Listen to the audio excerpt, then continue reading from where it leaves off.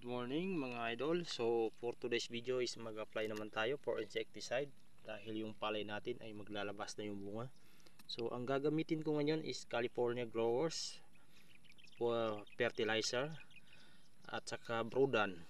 So yung Brudan naman haluan ko naman ang 3 sachet na binet para naman bumaho siya lalo. So yan po ang aking gagamitin guys for today's first time ko mag-spray dahil wala naman masyadong insekto. So susubukan natin yan, mag-apply ng Brudan. So status ng palay natin buntis, yung iba lumalabas na. So ayan guys ang ibang mga recommend ako na gagamitin niyo yung Brudan. So maganda yan, combination ng California ay nakakatipid tayo sa ganitong mga gamot.